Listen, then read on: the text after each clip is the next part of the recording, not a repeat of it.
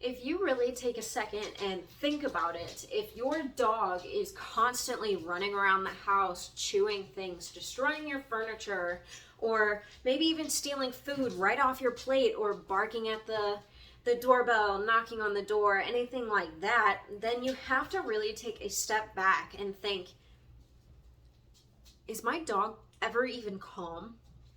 And the reason why we want them to be calm, because if they are calm, they are not doing any of these bad behaviors that we do not want. So that is why I put so much emphasis and so much drive into developing a calm, natural state with your dog.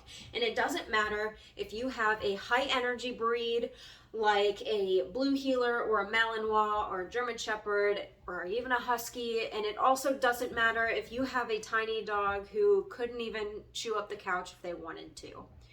If your dog has a baseline of calmness, they will naturally be happier in their lives and they will live longer. So think of it this way, if you as a human are going around working an extremely stressful job and you're constantly under all this stress, you have deadlines that are rarely ever met, and it's just building and building and building and building, and then one day you have a heart attack. That's kind of what's going on with our dogs, except it comes out in other ways, like separation anxiety. It comes out as destructive behaviors. It comes out as reactivity, aggression, and maybe even ending in euthanasia. It shortens their lifespan, and it is not healthy for your dog. So we really want to put emphasis on building calmness, growing a calm state of mind for our dogs. Think of it kind of as like one of those, there's a meme of a dog sitting there meditating with his legs crossed and everything. This is exactly what we want to grow for our dogs. I mean, as I'm standing here recording these videos, my dogs are all laying down. Some of them may be chewing on long-lasting chews, some of them may just be laying down watching me, and some of them I can't even see.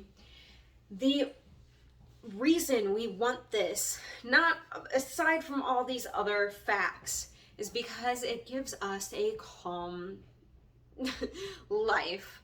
If our dog is constantly destroying things, barking at things, reacting, then so are we. We become more stressed. We become more against our dogs. We start to resent them. I mean, haven't we all owned one of those dogs where they have just such bad behavioral issues that we actually started resenting them? I'm going to be honest, so have I. I felt that with my first dog, Mufasa, before I discovered how important calmness is.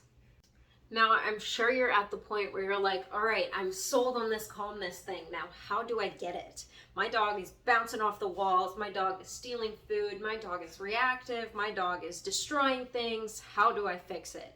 So the first thing, and you're not going to want me to say this, but the first thing you could ever do and you could ever continue to do for your dog is to reward them whenever they are calm. If you literally cannot find any moments where your dog is calm, laying down, sleeping, then you should highly consider limiting their access to the house. Now, this doesn't have to just be for puppies specifically. This could be for your adult dogs as well.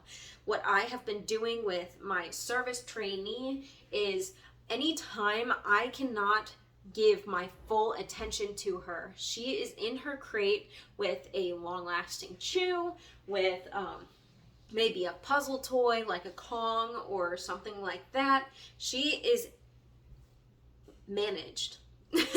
Short and simple, she is managed so that I can talk to you and record videos so that you can have the most content without putting more pressure and stress on me. And if you are struggling with finding any moment of calmness with your dog, then this is what you should be doing. And then anytime that dog lays down in their crate or behind a baby gate or whatever whatever you have, then you should be rewarding that. So the second my dog lays down in her crate, maybe she takes a nap, I'm gonna reward that. And yes, at first, it is gonna get her all excited. She's gonna say, oh my God, you gave me a piece of food, I love it, I'm gonna pay attention to you. I'm gonna stare at your soul, I'm gonna wag my tail, I'm gonna go crazy until you give me more food. And then after a while, I'm not gonna give her food because she's doing that. She's up, she's no longer being calm, so why would I pay it?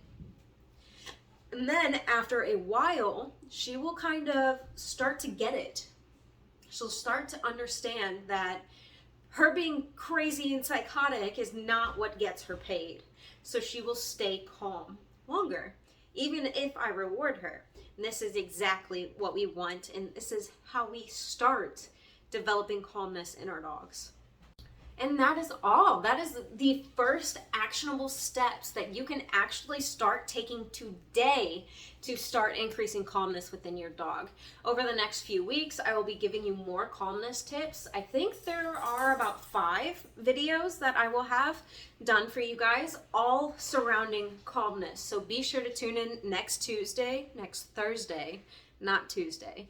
Tune in next Thursday for a new training video. And if you like this video, be sure to like and share.